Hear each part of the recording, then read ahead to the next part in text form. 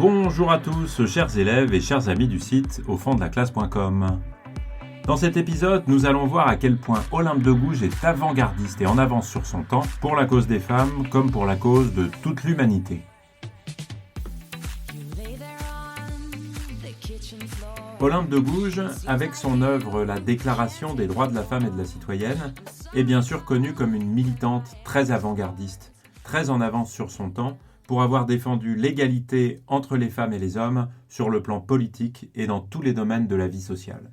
Connue, comme on en a parlé dans les épisodes précédents, pour avoir dénoncé l'arnaque que constituait la Déclaration des droits de l'homme et du citoyen, en considérant, dans une forme d'ambiguïté qui profitait bien à un certain nombre de gens, que les hommes étaient le genre humain, l'humanité dans son ensemble, comme si cette déclaration était universelle alors qu'elle ne l'était pas, puisque dans les faits, comme dans le texte, si on considérait homme comme sexe masculin, eh bien les femmes n'avaient aucune part dans la liberté nouvelle qui était arrivée avec la Révolution de 1789. Dans cet épisode, je souhaiterais insister avec vous sur deux moments de la déclaration et des textes qui sont autour de la déclaration, qui font d'Olympe de Gouges une militante encore plus avant-gardiste qu'on pourrait le penser. Ces deux passages, ce sont ceux qui traitent du nouveau contrat de mariage que propose Olympe de Gouges, à la suite de la Déclaration des droits de la femme et de la citoyenne, et c'est le passage où il est question des peuples des colonies, et dans lequel elle parle de l'esclavage. Alors, parlons d'abord du nouveau contrat de mariage, de ce qu'elle appelle un modèle de convention conjugale. Ça s'appelle dans le texte « Forme du contrat social de l'homme et de la femme ». Alors, je vous en lis une partie qui se trouve au début de ce contrat social qui a pour objet, pour objectif, de remplacer le mariage. Nous, N et N, donc ce sont les deux qui signeraient ce contrat, mus par notre propre volonté, nous unissons pour le terme de notre vie et pour la durée de nos penchants mutuels aux conditions suivantes. Nous entendons et voulons mettre nos fortunes en communauté, en nous réservant cependant le droit de les séparer en faveur de nos enfants et de ceux que nous pourrions avoir d'une inclination particulière, reconnaissant mutuellement que notre bien appartient directement à nos enfants, de quelque lit qu'ils sortent, et que tous indistinctement ont le droit de porter le nom des pères et mères qui les ont avoués, et nous imposons de souscrire à la loi qui punit l'abnégation de son propre sang. Nous nous obligeons également, en cas de séparation, de faire le partage de notre fortune, etc. etc. Alors, quelques commentaires sur ce passage. Il faut bien se rendre compte qu'Olympe de Gouges va extrêmement loin dans l'innovation, en proposant de révolutionner ce qui est un des fondements de la vie sociale, le mariage.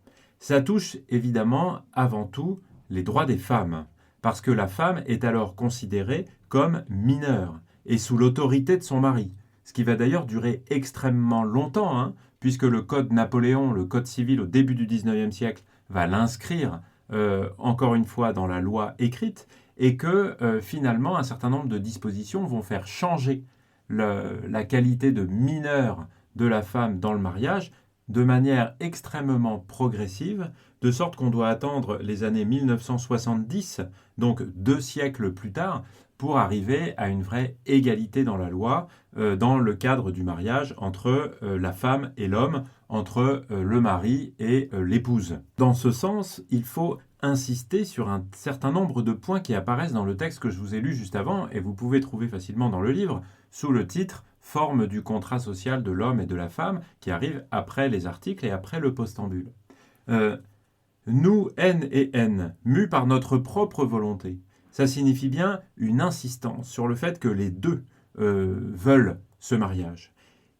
Et il y a aussi une insistance juste après, par l'expression « et pour la durée de nos penchants mutuels », sur le fait que cette union peut s'arrêter, que le divorce est possible, autrement dit, que la séparation et la rupture de ce contrat social de l'homme et de la femme est quelque chose de tout à fait possible, au point qu'il est déjà prévu par le texte que vont signer les deux futurs conjoints. On va les appeler comme ça. Ça signifie bien que la liberté de la femme, comme de l'homme d'ailleurs, est vraiment mis en avant dans dans ce projet de contrat de mariage est que ce qui est mis en avant et qui pousse l'association, le contrat entre les deux, c'est bien les penchants mutuels, c'est-à-dire les sentiments, l'amour ou en tout cas l'attirance qu'on peut avoir l'un pour l'autre et en tout cas de manière réciproque et partagée, c'est indispensable. Et une autre innovation apparaît incroyable, c'est la possibilité d'union en dehors de ce contrat, puisqu'il est question ensuite d'enfants qui pourraient naître d'une inclination particulière, c'est-à-dire en dehors du contrat entre l'homme et la femme en question. Ce qui nous amène à l'autre sujet qui est pris en compte dans ce nouveau mode de contrat, c'est celui des enfants illégitimes, puisque cette inclination particulière qui pourrait faire arriver d'autres enfants, eh bien, est là pour prévoir la possibilité que des enfants naissent en dehors de cette union-là, c'est-à-dire avec une autre personne. Ça ferait, avant ce type de contrat, des enfants illégitimes, qui n'ont presque aucune reconnaissance sociale et pour qui la vie est extrêmement difficile. C'est ceux qu'on appelle, dans le langage populaire, les bâtards. Eh bien, dans le contrat qui est signé entre les deux, il y a bien une place qui est déjà faite pour ceux qui pourraient naître en dehors de ce contrat ou ceux qui seraient nés avant, et de quelque lit qu'ils sortent, ces enfants doivent être reconnus et doivent avoir des droits qui consistent essentiellement à jouir de la fortune, du patrimoine de leurs parents au singulier ou de leurs parents au pluriel, en tout cas de ceux qui les ont reconnus. Chose qui devient obligatoire parce que nous imposons de souscrire à la loi qui punit l'abnégation de son propre sang. C'est-à-dire qu'il est interdit de dire « je ne reconnais pas cet enfant ». Ce nouveau modèle de contrat social est donc un modèle extrêmement novateur, puisqu'il règle la question des enfants dits illégitimes, dont le sort est terrible à cette époque, mais il fonde aussi un nouveau type de relation entre les personnes, entre les hommes et les femmes, qui est fondé sur le libre choix, la sincérité des sentiments, et donc sur la possibilité de briser ce contrat. Un mot maintenant sur un sujet qui vient dans le petit opuscule d'Olympe de Gouges et qui n'a a priori strictement rien à voir avec les femmes ou les citoyennes. C'est la question des peuples des colonies et de l'esclavage. Évidemment, cet exemple-là nous fait dire qu'il s'agit bien d'une lutte universelle pour le genre humain, que celle que mène Olympe de Gouges, et pas seulement une lutte féministe. C'est une lutte féministe bien sûr, mais parce que la lutte féministe fait partie d'une lutte qui est plus large et qui comprend le genre humain dans son ensemble. Je vous cite un court passage de ce moment où il est question des peuples des colonies. Il était bien nécessaire que je dise quelques mots sur les troubles que cause, dit-on, le décret en faveur des hommes de couleur dans nos îles. C'est là où la nature frémit d'horreur. C'est là où la raison et l'humanité n'ont pas encore touché les âmes endurcies. C'est là surtout où la division et la discorde agitent leurs habitants. Il n'est pas difficile de deviner les instigateurs de ces fermentations incendiaires. Il y en a dans le sein même de l'Assemblée nationale. Ils allument en Europe le feu qui doit embraser l'Amérique. Les colons prétendent régner en despotes sur des hommes dont ils sont les pères et les frères. Et méconnaissant les droits de la nature, ils en poursuivent la source jusque dans la plus petite teinte de leur sang. Ces colons inhumains disent « Notre sang circule dans leurs veines, mais nous le répandrons tout, s'il le faut, pour assouvir notre cupidité ou notre aveugle ambition. » Dans ce passage, Olympe de Gouges parle donc des esclaves des colonies. Et ici, les îles et les hommes de couleur, évidemment, ce sont les populations noires issues du commerce triangulaire que les Européens et les Français en particulier ont amené pour travailler dans les îles des Caraïbes, en particulier la Guadeloupe et la Martinique. Olympe de Gouges, ici, étend donc son manifeste à une catégorie de la population qui demeure complètement opprimée et sans citoyenneté après la Révolution de 1789, malgré la Déclaration des droits de l'homme et du citoyen, ce sont bien sûr les esclaves des colonies.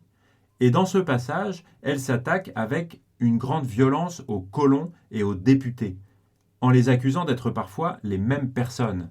Et on voit bien dans le discours d'Olympe de Gouges la corruption qui est dénoncée, l'intérêt des députés qui sont eux-mêmes les propriétaires d'esclaves et les propriétaires des plantations dans lesquelles ils travaillent outre-mer.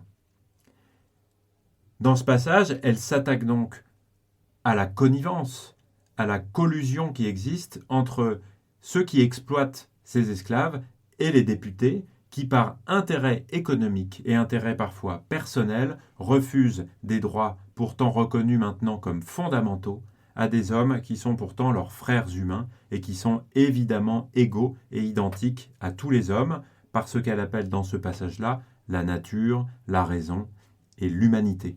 À côté des femmes, donc, il y a une autre partie de la population et de l'humanité qui est sous le régime de la nation française, qui est exclue de la Déclaration des droits de l'homme et du citoyen de 1789, ce sont les esclaves des colonies, et Olympe de Gouges n'oublie pas, bien au contraire, de défendre leur cause aussi dans son petit traité, et elle le fait avec la même passion, avec la même véhémence qu'elle met dans la défense de la cause des femmes. Voilà en tout cas ce que je souhaitais partager avec vous pour vous montrer à quel point Olympe de Gouges est avant-gardiste dans ses idées humanistes, non seulement pour le féminisme, mais aussi pour l'ensemble de l'humanité.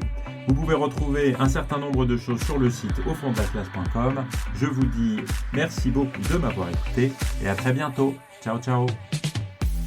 You lay there on the kitchen floor.